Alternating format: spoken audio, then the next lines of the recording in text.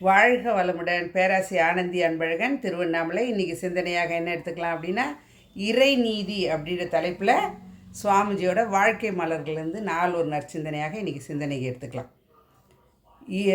இறை நீதி அப்படின்னாங்க என்னங்க? இறை அப்படின்னா எங்கும் நீக்கமர நிறைந்து இருக்கக்கூடியது. நீதி என்பது இறைவனால் படைக்கப்பட்டது, மனிதனால் வாழக்கூடியது, சமுதாயத்துக்கு அனைவருக்கும் போய் சேரக்கூடிய ஒரே நோக்கத்தோட இறையாற்றலால் நிர்ணயிக்கப்பட்டது. அதுதான் சுவாமிஜி லாஸ்ட்டாக சொல்லுவார், நீதி நெறி உணர் மாந்தராகி வாழும் நிலை உணர்ந்து தொண்டாற்றி இன்பம் காண்போம் அப்படின்வார்.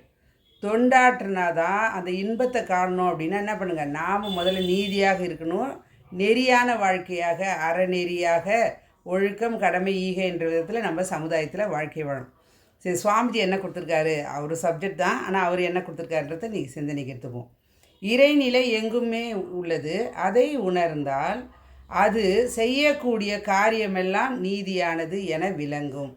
எந்த இடத்திலும் தவறு இருக்கவே முடியாது. இதை நல்ல முறையிலே தெரிந்து கொண்டால், ஐயோ நான் கடவுளுக்கு 5 தேங்காய் உடைத்தேனே, இன்னும் என் குழந்தைகளே சரியாகவில்லையே. அப்போ கடவுள்கிட்ட பேரம்தான் பேசுகிறாங்க இல்லைங்களா? அவருக்கு நம்மளை படைச்சதே கடவுள், அவருக்கு நம்மளுக்கு என்ன தரணுன்றது அவருக்கு தெரியாதுங்களா?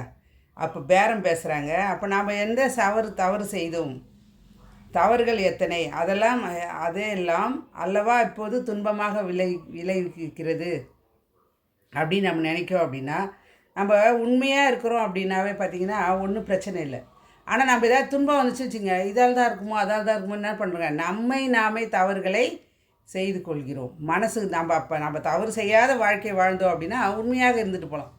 தவறு செய்யும்போது என்ன பண்ணுறோம், அந்த விதத்தில் நம்ம அதுக்கு நம்ம அடிமையாகும் பொழுது நம்மளுக்கு துன்பங்கள் விளைவிக்க தான் செய்யும். இன்றைக்கு நம்மிடம் உள்ள ஒரு பொருள் இருக்கிறது, அதை கொடுத்தவன் இறைவன். உடல் நலம், அறிவு, செல்வம், பதவி இவ்வளவும் கொடுத்த இறைவன், அதனால் இன்னும் எனக்கு வர வேண்டிய பதவி உயிர் வரவில்லையே, இன்னும் எனக்கு சொத்து வரலையே, உடல் நலம் சரியில்லையே அப்படின்னா சொன்னால் இதில் என்ன நடக்கும் அப்படின்னா, செயலுக்கேற்ற விளைவு தான் இறைவன் தருவான். அப்போ நம்ம ஒழுங்காக உழைச்சிருந்தோம் அப்படின்னா அதை பலனை அனுபவிக்கலாம். உடலை பேணி காத்தோம் அப்படின்னா உடல் நலமாக இருக்கலாம். ஆனால் நாம் என்ன பண்ணுறோம், நமக்காக எதுவும் செய்கிறதில்ல, நம்ம செயல் செய்யறதில்லை. ஆனால் விளைவு மட்டும் கரெக்டாக வரணும்னா எப்படி அது? அதனால் என்ன ஆனது, நமக்கு இருக்கின்ற ஆனந்தம், இன்பம் எல்லாம் போய்விடுகிறது. வாழ்க்கை என்பது கிடைக்காத ஒரு பெரிய வரப்பிரசாதம். அப்போ நம்ம எப்படி வாழணும்னா, ஒவ்வொரு செகண்டும் துன்பமே வந்தாலும் அதை ஏற்றக்கூடிய மனப்பக்குவத்தை நாம் வளர்த்து கொள்ள வேண்டும். அப்போ இவ்வளையும் கொடுத்த இறைவனே தானே. அதான் ஒரு வசனம் கூட சொல்லுவாங்க பாரு, இறைவன் கொடுக்க நினைப்பதை மனிதனால் தடுக்க முடியாது, இறைவன் தடுக்க நினைப்பதை மனிதனால் கொடுக்க முடியாது. இறைவன் இறைநிலை நினைச்சா எல்லாமே எல்லா இடத்துலையும் கரெக்டாக கொடுத்துக்கிட்டே தான் இருக்கும். ஆனால் செயலுக்கேற்ற விளைவை தான் நாம் அனுபவிக்க முடியும். அப்போ எல்லையை கட்டிய மனநிலையில் தான் இப்படி ஆயிடுச்சோ அப்படி ஆயிடுச்சோ நம்ம என்ன பண்ணுறோங்க, துன்பத்துக்கு ஆளாகிறோம். அப்போ நல்லது நடந்தாலும் கெட்டது நடந்தாலும் ஏற்றக்கூடிய மனப்பக்குவத்தை நாம் எடுத்துக்கொள்ள வேண்டும்.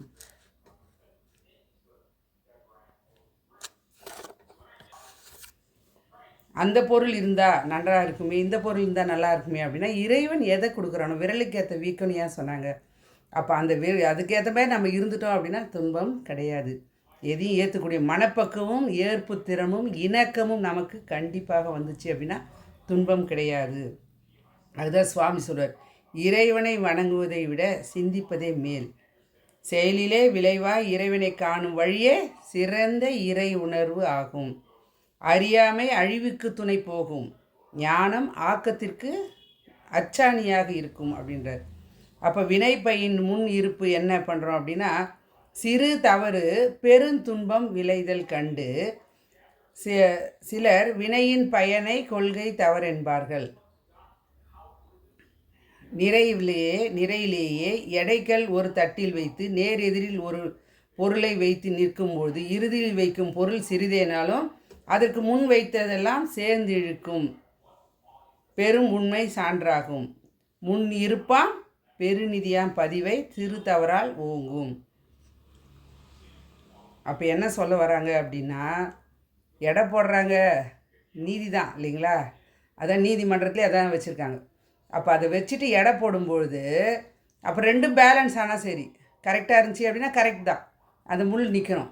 அப்போ ஒன்று கொஞ்சம் குறைஞ்சிச்சின்னாலும் துன்பம் தான். அப்போ அந்த ஒன்று குறையாததுக்கு ஒன்று வைக்கிறோம் பாருங்கள் நிறைவாக, அதால் தான் அது இறங்குச்சான்னா கிடையாது. ஏற்கனவே செஞ்ச செயலால் அது விளைவை வருவிக்கிறது. அந்த விதத்தில் முன்னிருப்பாம் தீய பதிவை சிறு தவறால் ஓங்கும்.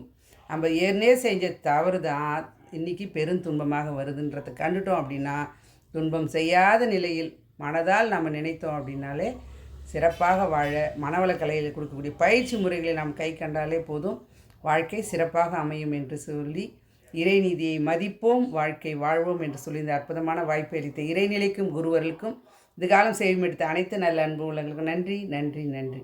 மீண்டும் ஒரு சந்திப்போம், சிந்திப்போம். வாழ்க வளமுடன்.